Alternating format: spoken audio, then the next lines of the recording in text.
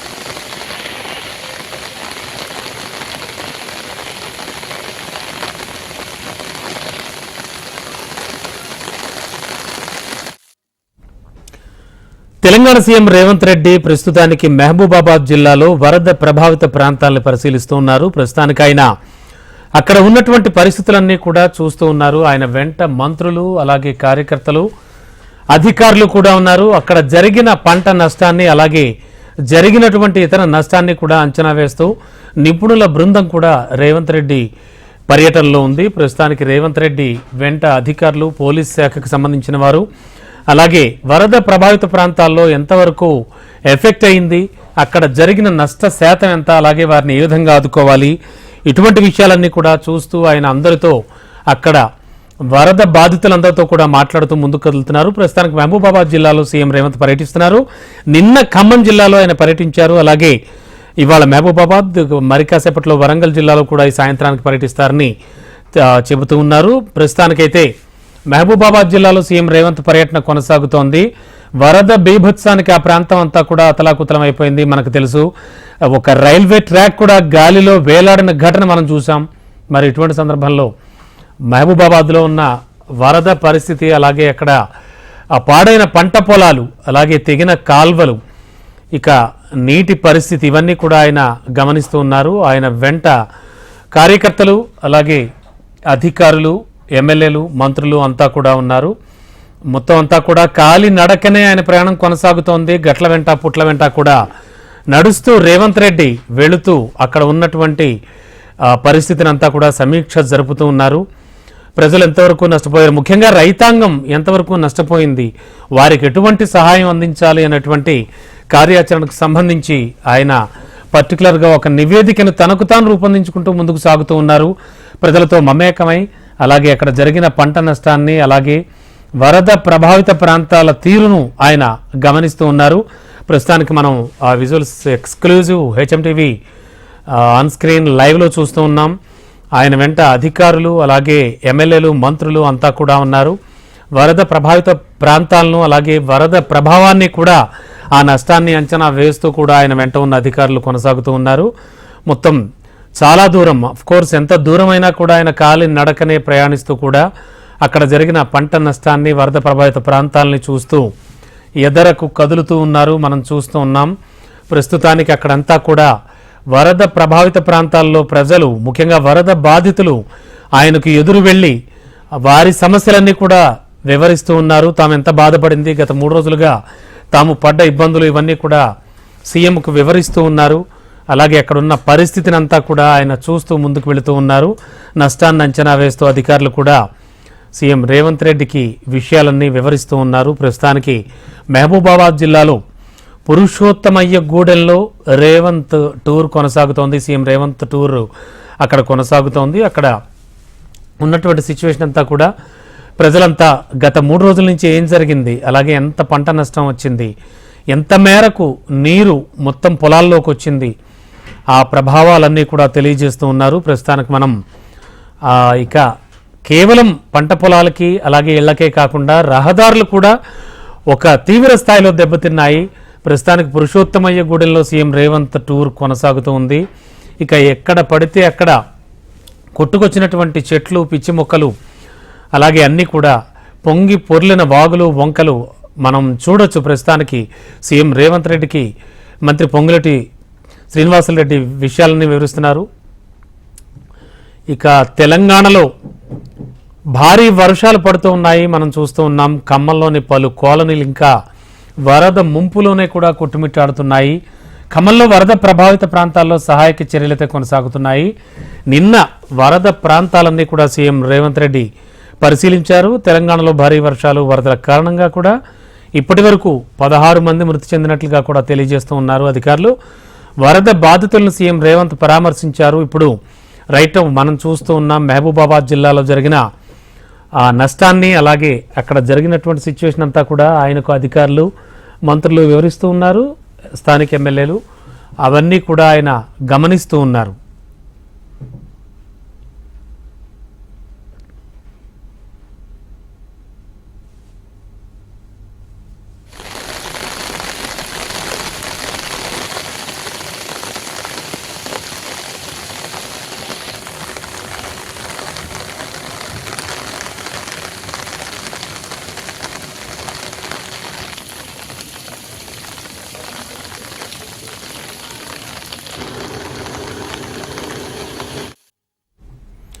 చూస్తున్నాం తెలంగాణ సీఎం రేవంత్ రెడ్డి పర్యటన కొనసాగుతోంది. మహబూబాబాద్ జిల్లాలోని పురుషోత్తమయ్య గూడెంలో అక్కడ జరిగిన పంట నష్టాన్ని, అలాగే కొట్టుకుపోయిన రహదారుల్ని, ఇక అక్కడ ఉన్నటువంటి నిర్వాసితుల్ని వీరందరితో కూడా మాట్లాడుతూ ఆయన పర్యటన కొనసాగుతోంది. అలాగే భారీ వర్షాల కారణంగా నష్టం తీవ్రంగా వాటిల్లిందని రాష్ట్ర ప్రభుత్వం ప్రాథమిక అంచనా రిపోర్ట్ను అయితే సిద్ధం చేసింది. ఈ రిపోర్ట్ను కేంద్ర ప్రభుత్వానికి పంపించింది తెలంగాణ సర్కార్.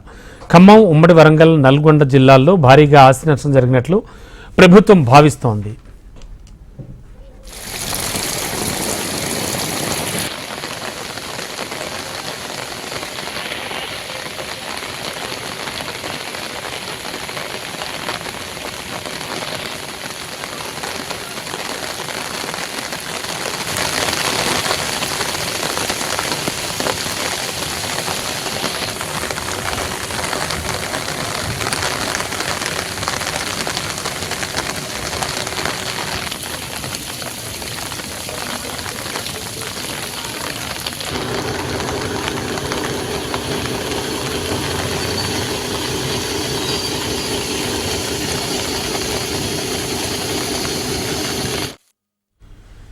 ఇక అలాగే వర్షాభావ పరిస్థితుల నేపథ్యంలో లోతట్టు ప్రాంతాల ప్రజలను అధికారులు అప్రమత్తం చేశారు. వరద బాధితుల్ని సురక్షిత ప్రాంతాలకు తరలిస్తున్నారు. ఎప్పటికప్పుడు రాష్ట్ర వ్యాప్తంగా ఉన్న పరిస్థితులను ప్రభుత్వం తెలుసుకుంటూ ఆయా జిల్లాలకు కావాల్సిన విధంగా సహాయ సహకారాలు అందించింది.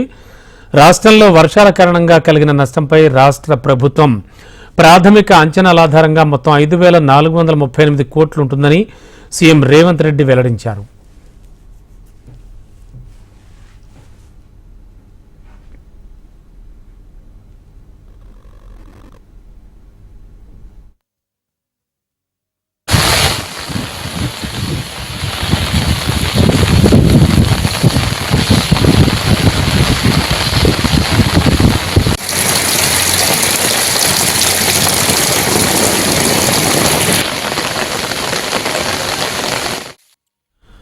రాష్ట్రంలో మరణించిన వారి కుటుంబాలకు పరిహారం 4 లక్షల నుంచి 5 లక్షల రూపాయల వరకు పెంచుతూ నిర్ణయం తీసుకుంది. తక్షణ సహాయ చర్యలకు ఖమ్మం, మహబూబాబాద్, సూర్యాపేట, భద్రాద్రి కొత్తగూడెం కలెక్టర్లకు 5 కోట్లు విడుదల చేసింది తెలంగాణ సర్కార్. వచ్చే 24 గంటల పాటు రాష్ట్రంలో 11 జిల్లాల్లో భారీ వర్షాలు కురిసే అవకాశం ఉందని జిల్లాల కలెక్టర్లను ప్రభుత్వం అప్రమత్తం చేసింది. ఇక రాష్ట్ర వ్యాప్తంగా ఎంత వర్షపాతం నమోదైంది అనేటువంటి విషయాన్ని తెలుసుకోవడానికి ఎదుర్కోవడానికి అధికారులు సంసిద్ధంగా ఉండాలంటూ సూచించింది.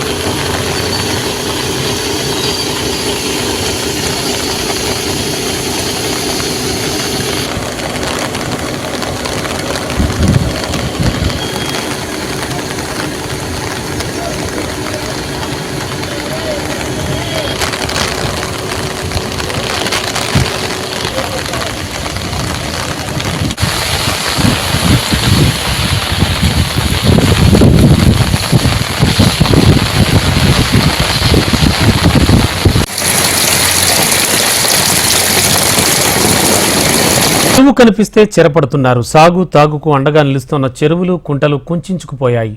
కబ్జాలకు కాదేది అనర్హం అనే రీతిలో చెరువులు ఆక్రమణలకు గురవుతున్నాయి. చినుకు పడిన రోడ్లు కాలువలను తలపిస్తున్నాయి.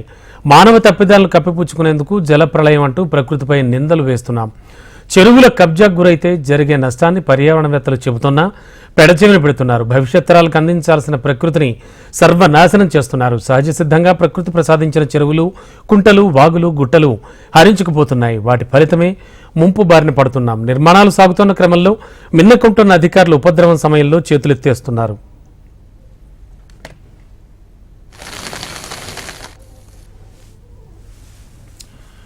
గ్రామం పట్టణం అనే తేడా లేకుండా ఎవరికైనా చెరువు గుండెకే లాంటిది. అలాంటి చెరువులు కబ్జాకు గురైతే జరిగే అనర్థాలను హెచ్ఎంటీవీ ముందుగానే పసిగట్టింది. కొన్నేళ్లుగా హైదరాబాద్ సహా తెలంగాణ వ్యాప్తంగా చెరువుల కబ్జాలపై యుద్ధమే ప్రకటించింది హెచ్ఎంటీవీ. వ్యూస్ కోసము, సెన్సేషనల్ వార్తల కోసము కాకుండా మన భవిష్యత్ తరాల బాగు కోసము ప్రయత్నం ప్రారంభించింది. ప్రభుత్వ రికార్డుల్లో సైతం లేని చెరువులను వెలికి తీసుకొచ్చాం. గ్రామాల్లో నుంచి హైదరాబాద్ వరకు ఎక్కడ కబ్జాకు గురైన హెచ్ఎంటీవీ జర్నలిస్టులు అక్కడ వాలిపోయారు. హైడ్రా పేరుతో ప్రభుత్వం నెల రోజులుగా చేస్తున్న ప్రయత్నానికి 3 నెలల ముందే చెరువు గుండె చెరువు అనే పేరుతో ప్రత్యేక కార్యక్రమాలు నిర్వహించాం. మానవ తప్పిదాలను ఆ కార్యక్రమం ద్వారా లేవనెత్తాం. హెచ్ఎంటీవీ పసిగట్టినట్టే ప్రస్తుత వరదలకు చెరువు శిఖంభూముల కబ్జానే కారణమని తేటతెల్లమైంది. పెరుగుతున్న జనాభా, పట్టణీకరణ కారణంగా భూముల ధరలకు రెక్కలొచ్చాయి. ఖాళీ స్థలం కనబడిందా చాలు కబ్జా చేయాలనే అక్రమార్కులు యత్నిస్తున్నారు. ఖమ్మం అర్బన్, అశ్వరావుపేట, ఇల్లెందు, సత్తుపల్లి, కొణిజర్ల, చుంచుపల్లి, చెర్ల, పాల్వంచ తదితర మండలాల్లో చెరువుల శిఖాలు క్రమేణా కబ్జాలకు గురయ్యాయి. ఏళ్లుగా పంటల సాగులో అన్నదాతలకు అండగా నిలుస్తున్న చెరువులు, కుంటలు కబ్జాకు గురయ్యాయి. కబ్జాలకు కాదేది అనర్హం అన్న రీతిలో ఖమ్మం, భద్రాద్రి కొత్తగూడెం జిల్లాల్లో సాగు తాగునీటి చెరువులు ఆక్రమణలకు గురయ్యాయి.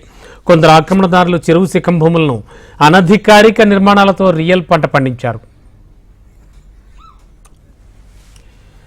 అలాగే ఖమ్మం నగరానికి ఎగువన ఉండేటువంటి రఘునాథపాలెం చెరువు నుంచి బల్లేపల్లి, పాండురంగాపురం, ఖానాపురం చెరువుల మీదుగా ఖమ్మంలోని లక్కారం చెరువులోకి వరద నీరు ప్రవహించే నాలాలున్నాయి.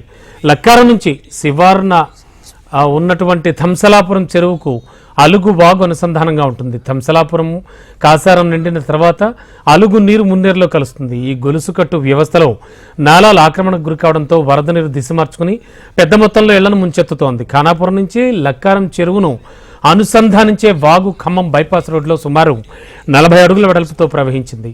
అక్కడికి దిగువన 100 మీటర్ల దూరంలోని చైతన్య నగర్లో ఇళ్ల మధ్య 10 అడుగులకు కుంచుకుపోయింది. ఇక్కడ పెద్ద సంఖ్యలో మల్టీప్లెక్స్ బిల్డింగ్లు ఉన్నాయి.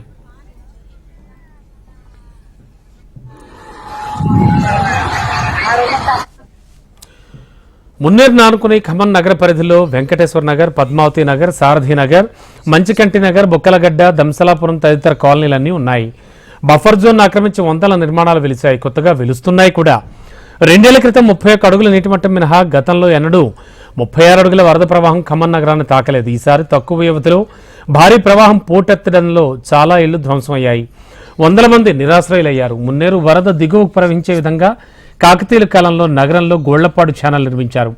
ఏళ్ల క్రితమే ఇది పూర్తిగా అన్యాక్రాంతమై మురుగు కాలువలా మారిపోయింది.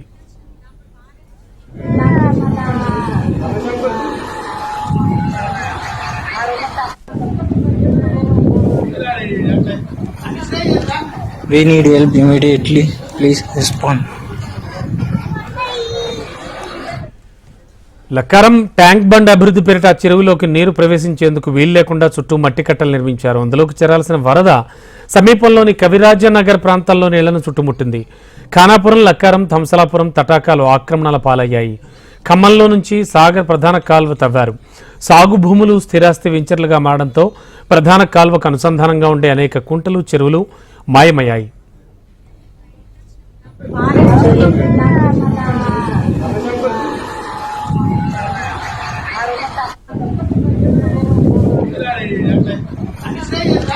We need help immediately. Please respond. సాగునీటి కోసం నిర్మించిన చెరువులను నాశనం చేస్తే అవి వరదల రూపంలో మింగేస్తాయి. హైడ్రా పేరుతో చేపట్టిన కార్యక్రమం 3 నాళ్ల ముచ్చటగా కాకుండా జిల్లాల్లో కూడా ప్రారంభించాలన్న వాదన వినిపిస్తోంది. చెరువులు, కుంటల అన్యాక్రాంతంపై సర్వే చేయాల్సిన పని లేదు. ఆక్రమణల గురించి రివ్యూలు, పాత రెవెన్యూ పుస్తకాలను తిరగేయాల్సిన అవసరం లేదు. రెవెన్యూ, జలవనరుల శాఖ అధికారులతో సమన్వయం అక్కర్లేదు. వరద రూపంలో ప్రకృతి అధికారులకు సహకరించింది. బఫర్ జోన్, చెరువు శిఖం భూముల్లోకి వరదొచ్చింది. అదే కులమానంగా భావించే ఆక్రమణలపై ప్రభుత్వం ఎప్పటికైనా ఉక్కుపాదం మోపాలి. అప్పుడే వరదలు లేని ప్రాంతాలను చూస్తాం. ఖమ్మం నగరంలో మున్నేరు వాగు ముంపునకు గురైన ప్రాంతాల్లోని ప్రజలకు అధికారులు నిత్యావసర సరుకులు పంపిణీ చేస్తున్నారు. వరద ఉధృతి తగ్గడంతో సహాయక చర్యలు ముమ్మరం చేశారు. ఇక ఇదే అంశంపై మరింత సమాచారం మా ప్రతినిధి రవికిరణ్ అందిస్తారు. మున్నేరు వరద ముంపు బాధితులకైతే ప్రభుత్వం కొంతమేర సహాయం అందిస్తుంది. వాళ్ళకి భోజన సదుపాయంతో పాటు బియ్యం, అలాగే ఆయిల్ ప్యాకెట్, పసుపు, ఉప్పు, అలాగే చింతపండు ఇవన్నీ కూడా అందిస్తున్న పరిస్థితి అయితే కనపడుతుంది. ఉల్లిగడ్డలు కూడా అందిస్తున్నారు ప్యాకింగ్లో. ప్రస్తుతం తక్షణ సహాయ నిమిత్తం ఇవన్నీ కూడా ఇక్కడ ఉన్నటువంటి బ్లాకులందరికీ కూడా అందజేస్తున్నారు. జిల్లాలో ఉన్నటువంటి చాలా ప్రాంతాల నుంచి అధికారులు పెద్ద ఎత్తున ఇక్కడ తరలివచ్చారు. డివిజన్ల వారీగా కూడా ఒక సర్వే టీములు కూడా ఏర్పాటు చేశారు. ఎవరు ఎక్కువ నష్టపోయారనే దానిపై కూడా పూర్తి స్థాయిలో కసరత్తు అయితే కంటిన్యూ అవుతుంది. అలాగే ఇక్కడ ఉన్నటువంటి స్థానికులు ఉన్నారు. చెప్పండి అమ్మా, ఏమేమి ఇస్తున్నారమ్మా? ఇక్కడ బియ్యం ఇస్తున్నారండి, పప్పు ఇస్తున్నారు, ఆయిల్ ప్యాకెట్, చింతపండు, పసుపు, కారం, ఉల్లిగడ్డలు, వాళ్ళకి నిత్యావసరాలు వండుకోవడానికి ఏమైతే కావాలనో అవి ఇచ్చారండి. అన్ని మరి ప్రస్తుతం పరిస్థితి ఎట్లుంది ఇక్కడ? ప్రస్తుతం అయితే సార్ ఇక్కడ కట్టుకోవడానికి బట్టలు లేవు, నిద్రపోవడానికి ఇల్లు లేదు, రోడ్డు మీద ఉన్నాం. కొన్ని మంచినీళ్ళు కూడా అందట్లేదు, నిద్ర లేదు. ప్రతి కుటుంబం రోడ్డు మీదనే ఉన్నాం సార్. ఇల్లు లేదు, వాకలేదు, అన్నీ గొట్టపోయినాయి. ఏడిపొక్కడు తప్ప ఇంకోటి ఏం లేదు సార్. ఒక అమ్మ అయితే ముసలమ్మని అంబులెన్స్లో తీసుకొని పోతుంటే ఘోరంగా ఏడుపు వచ్చింది సార్.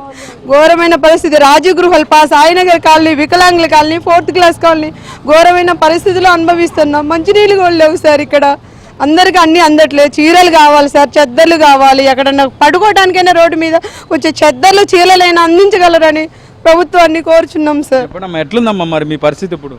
మా పరిస్థితి మొత్తం గొట్టకపోయినాయండి, అన్నీ గొట్టకపోయినాయి. బట్టలు, కూలర్లు, ఫ్రిడ్జులు అన్నీ కష్టపడి చేసుకున్న వాళ్ళకు, ఉన్నోళ్ళకి, లేని వాళ్ళకి అన్నీ సాయం చేయమని అడుగుతున్నాం. అందరికీ చేయమని అడుగుతున్నాం. మేము ఏమైనా లేదు మా ఇళ్ళల్లో, అసలు ఏమైనా లేదు. ఏడిసి బట్టలు ఉతికిన రాత్రి పడిపోతే 4 మాత్రలు వేసి సూదులేసి పై వాళ్ళు చూచారు నన్ను. చూస్తే ఇప్పుడు మళ్ళీ 2 ఏదో ప్యాకెట్ ఇచ్చిన అంటే రండి, మా బ్లాక్లు ఎన్ని బ్లాక్లు ఇచ్చారో చూపిస్తారు రండి. నేను ఏడికైనా కదలే 3 రోజుల నుంచి ఇక్కడ ఉండి వచ్చి చూసి కలెక్టర్ గారు వాళ్ళు వచ్చి చూసినప్పుడు కూడా పైనుంచి దండం పెట్టి, అయ్యా అందరిని కాపాడండి, మాకు ఇంటింటికి ఏదైనా సాయం చేయండి అని నైట్ కూడా చెప్పేసి అక్కడ ఉండి చెప్తుంటే నేనైతే చెప్పండి. అంటే ఎంతమంది ఉంటారు ఇక్కడ ఈ బ్లాక్ లో? ఎట్లుందమ్మా పరిస్థితి? 24 మంది అండి. 24 మందిని, కానీ ఈ బ్లాక్లో ముట్టింది కూడా ఒక్కటి కూడా లేదు. ఇప్పుడే కనీసం ఒక బియ్యం ఇచ్చారు, కనీసం టిఫిన్ కానీ ఏది కానీ కూడా లేదు. కొంచెం నేను పైన ఉన్నానని వాళ్ళకి అన్నం వండి పెట్టి నా దగ్గర ఉన్నదంతా సాయం చేసిన వాళ్ళకి. మరి ఎవరు రావట్లేదమ్మా అధికారులు ఇక్కడికైతే ఎవ్వరు రాలేదండి. ఈ ఫస్ట్ బ్లాక్ మట్టికి ఎవ్వరు రాలేదండి. కనీసం టిఫిన్ తింటారని కూడా ఒక బిందెడు మంచినీళ్ళు కూడా ఇవ్వలేదండి. మా బాబు పోయి కొనుక్కొచ్చి ఇచ్చిండండి నీళ్ళు. ఖమ్మం వెళ్ళి మినరల్ వాటర్ కొనుక్కొచ్చి మా బాబు ఇచ్చాడండి. ఎవరు కూడా కనీసం మాకు సాయం చేయలేదండి. ఇది ప్రస్తుతం అయితే ఇప్పుడు కొంత రైస్ కానీ మిగతా అన్నీ ఇస్తున్నారు తప్ప ఇంతవరకు కూడా తమను పట్టించుకోలేదని ముంపు బాధితులు అయితే ఆవేదన వ్యక్తం చేస్తున్నారు. ప్రస్తుతం అయితే ఈ ప్రాంతం అంతా కూడా ఇంకా ముంపు ఇప్పుడిప్పుడే తగ్గుతుంది, బురద పూర్తిగా ఉంది, ఎవరు కూడా బయటికి వెళ్ళలేని సిచ్యువేషన్ అయితే ఉంది. చెట్లు పట్టడం కావచ్చు, అలాగే కొన్ని గోడలు పడిపోవడం కావచ్చు జరుగుతుంది. ఇదంతా కూడా క్లీన్ చేయాలంటే చాలా టైం కూడా పట్టే అవకాశం అయితే కనపడుతుంది. నిన్న ఉదయం నుంచి కూడా పూర్తిగా వరద ముంపుకు గురైంది. నిన్న సాయంత్రం వరకు కూడా ఇదంతా కూడా తగ్గడం జరిగింది. తర్వాత దీనికి సంబంధించినటువంటి అధికారులు అప్పుడప్పుడు వచ్చిపోతున్నారు తప్ప వాళ్ళని పట్టించుకోవట్లేదని ఇక్కడ ఉన్నటువంటి ప్రాంత ప్రజలైతే కొంత ఆవేదన వ్యక్తం చేస్తున్నారు. అధికారులు వెంటనే వీళ్ళకి కావాల్సిన తక్షణ సౌకర్యం మంచినీరు సౌకర్యం కల్పించడం కావచ్చు, వాళ్ళకి సంబంధించి పారిశుద్ధ్య లోపం ఉన్నటువంటి ప్రాంతాలు క్లీన్ చేయడం కావచ్చు చేయాలని స్థానికులు అయితే డిమాండ్ చేస్తున్నారు. ఇక్కడ పరిస్థితి గణేష్ కిరణ్ ఖమ్మం. ఇక విజయవాడలో నీట మునిగిన ప్రాంతాలు ఇంకా జల దిగ్బంధంలోనే ఉన్నాయి. గత 4 రోజులుగా కనీసం మంచినీళ్లు కూడా లేకుండా గడుపుతున్నామని ప్రజలు వాపోతున్నారు. ప్రభుత్వం తమకు సహాయం చేయాలని స్థానికులు వేడుకుంటున్నారు. వరద బాధితులకు అందుతున్న సహాయంపై మరింత సమాచారం మా కరెస్పాండెంట్ కాంతి అందిస్తారు. విజయవాడ సింగనగర్ మొదలు లోపలికి నున్న, కండ్రిక, పాయకపురం పరిసర ప్రాంతాలన్నీ కూడా ఇంకా నీట మునిగిన పరిస్థితుల్లోనే ఉన్నాయి. ఫ్లో గంటకు పెరగడము తగ్గడము అన్ని కూడా వీరు చూసిన పరిస్థితి. మొత్తంగా నీటిలోనే గత 4 రోజులుగా నానుతున్నారు. అయితే ప్రస్తుతం వీరి పరిస్థితి ఏంటి అనేది వారి మాటల్లోనే అడిగి తెలుసుకుందాం. అమ్మ చెప్పండి, నీళ్లు వచ్చాయి, మీరు ఎన్ని రోజుల నుంచి ఉంటున్నారు? సహాయక చర్యలు ఎంతవరకు అందుతున్నాయి? ఏమీ అందలేదమ్మా, 4 రోజుల నుంచి ఉంటున్నాము. 4 రోజులు అయ్యింది. వర్షం వచ్చింది, తిండి లేదు, తిప్పలేదు. ప్రభుత్వం అన్ని పంపిస్తున్నాము, సహాయక చర్యలు చేస్తున్నాం, హెలికాప్టర్ల ద్వారా. మీ పైన కూడా హెలికాప్టర్లు చూసాను. పెద్ద ఇంటలకు అంతానే అమ్మ, బిల్లులో పని చేస్తాను, మాకు ఏటీ లేవు. మీరు ఎక్కడి నుంచి వచ్చారు? మీ పరిస్థితి ఏంటి ప్రస్తుతం? శ్రీకాకుళం నుంచే వచ్చాము, అందరం కూడా పని చేస్తున్నాం. ఇక్కడ మాకు ఏమీ అందుబాటులో ఏమీ లేదు, ఏమి అందట్లేదు అనేసి ఇక్కడికి వచ్చేసాను. వాటర్ లో అందరితో పాటు ఏదైతే అవుతుందని వచ్చేసాను. చెప్పండి దాదా, మీరు ఎక్కడి నుంచి వచ్చారు? ఏంటి మీ పరిస్థితి ప్రస్తుతం? ఇల్లు రాజనారం మిగిలిపోయినాయి, కానీ పట్టించుకోవడానికి ఎవరూ లేరండి. ఎవరూ లేకపోతే బాధపడుతున్నామండి. మేమెంత నరకం అనిపిస్తున్నాం, కానీ ఇంత బాధ కానీ ఎప్పుడు ఈ జీవితంలో కూడా అనుకోలేదు నేను. కాకపోతే ఏంటంటే ఇబ్బంది పడుతున్నాం కాబట్టి ఈ జనాలు కూడా పట్టించుకోవడం మానేశారు. మరి ఏం చేయమంటారు చెప్పండి. పరిస్థితి చూస్తే చాలా ఇబ్బందికర పరిస్థితుల్లోనే వీళ్ళు ఉన్నారని చెప్పాలి. కనీసం తినడానికి తిండి కూడా లేని పరిస్థితుల్లో కొనసాగుతున్నామని చెప్తూ ఉన్నారు. అలాగే వచ్చిన వారంతా కూడా ఎవరికైతే బిల్డింగ్స్ పైన ఉన్న వారికి లేదా ఎదురు వెళ్ళిన వారికి మాత్రమే అందుతున్నాయి, కానీ లోపలికి అసిస్ట్ చేయడానికి ఎవరు రావట్లేదు. మీరు ఎక్కడి నుంచి తెచ్చుకుంటున్నారు? మేము అదే రామర్కోట రోడ్ దగ్గర తెచ్చుకుంటున్నాం. ఫ్రెండ్స్ వచ్చి అక్కడ హెల్ప్ చేస్తే హెల్ప్ చేస్తున్నా, కానీ గవర్నమెంట్ నుంచి మెయిన్ రోడ్ మీదే సపోర్ట్ ఉంది, కానీ లోపల కూడా ఫ్యామిలీస్ ఉన్నారు కదా, వాళ్ళకి ఎటువంటి అసిస్టెన్స్ లేదు.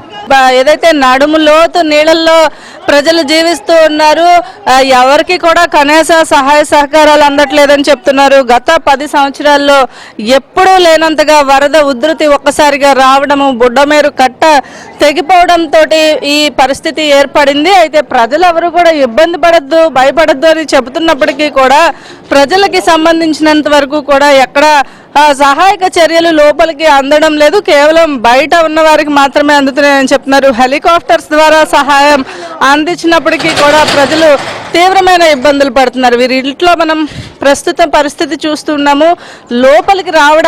నేను లోపలికి రావడానికే పూర్తిగా పీకల్లోతు నీళ్ళల్లో నుంచి నేను లోపలికి రావాల్సిన పరిస్థితి చూస్తున్నాం. మనం ఇంట్లోకి వెళ్ళే ప్రయత్నం చేద్దాం. వీరి ఇల్లంతా కూడా పూర్తిగా నీట మునిగిన పరిస్థితే ప్రస్తుతం ఇక్కడ కొనసాగుతూ ఉంది. మొత్తంగా నీట మునిగిపోయిన పరిస్థితి, సామాన్లు తడిచిపోయి కనీసం వండుకోవడానికి తిండి, కరెంటు, నీరు ఇటువంటి ఏమీ లేవు. మంచినీళ్ళు కూడా కనీసం తాగే పరిస్థితి లేదు. మంచినీళ్ళు కూడా లోపలికి వచ్చి అందించడానికి ఎవ్వరూ లేరు. కట్టుబట్టలతోటి బయట నిలబడిన పరిస్థితే ఉంది. ప్రాణం దక్కితే చాలు అనుకుంటున్నాము, చూస్తున్నాం. అమ్మ చెప్పండి, ఇక్కడ పరిస్థితి ఏంటి? బయట వాళ్ళకి రోడ్డు మీద ఉన్న వాళ్ళకి అందుతున్నాయండి, ఇంట్లో వాళ్ళకి అసలు అందట్లేదు. ఏమి లేవు తినడానికి కూడా. మంచినీళ్ళు కూడా అల్లాడుతున్నాం పొద్దున్న నుంచి.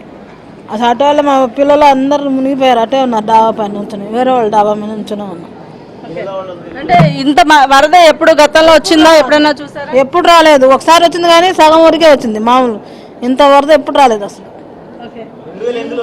ఇంత వరదని తీవ్రతను ఎప్పుడు కూడా రాలేదు, కనీసం మేము చూడలేదు ఇంతటి వరదను అని చెప్తూ ఉన్నారు. అసలు ఇక్కడ పరిస్థితి చూస్తున్నాం, మెట్లు దిగి రోడ్డు మీదకి వెళ్తే మొత్తంగా మనుషులు లోపల నీటిలో మునిగిపోయే పరిస్థితే ప్రస్తుతం కొనసాగుతుంది. ఇక్కడ ఇంకా కూడా 4 రోజులుగా కూడా వీరు ఈ నీటిలోనే తమ జీవనాన్ని గడుపుతున్నారు. చెప్పండి సార్, ఇక్కడ ఏంటంటే మీ పరిస్థితి ఏంటి? నీళ్లు, ఆహారం ఏమైనా అందట్లేదు మాకు. అవి వచ్చినట్టు తీసుకుపోతాను కానట్టు మా సొంతలో వచ్చి ఎవరు ఇవ్వట్లేదు. ఇళ్ళ కాడ మేము ఇళ్ళ కాడ ఉండిపోయాము, మేము ఎటు వెళ్ళాము మేము. అది మా పరిస్థితి.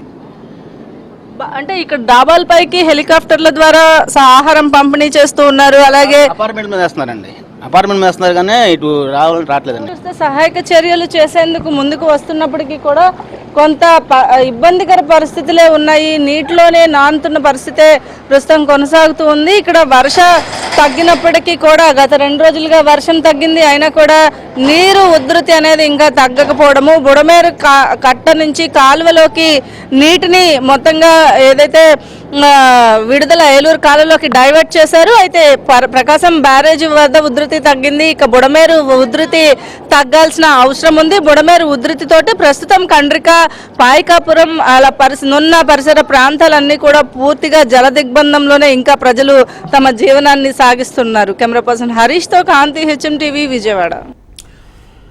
ఇటు జగిత్యాల జిల్లా ధర్మపురి వద్ద గోదావరి ఉగ్రరూపం దాల్చింది. ఎగువన కురుస్తున్నటువంటి భారీ వర్షాలతో పాటు కడ్డెం ప్రాజెక్టు నుంచి వస్తున్న భారీ వరద గోదావరిలోకి వచ్చి చేరుతోంది.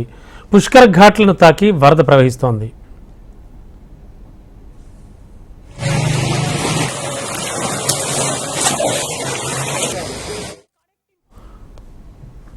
HMTV ఆన్ స్క్రీన్ చూస్తున్నాం. ధర్మపురి వద్ద గోదావరి పరిస్థితి. జగిత్యాల జిల్లా ధర్మపురి వద్ద గోదావరి ఉగ్రరూపం దాల్చింది.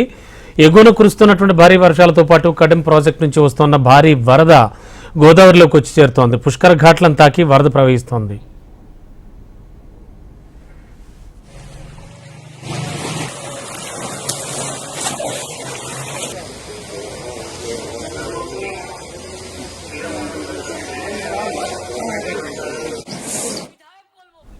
ఇక ఇవి బులెటిన్ విశేషాలు చూస్తూనే ఉండండి. HMTV వార్త ఆగదు, నిజం దాగదు.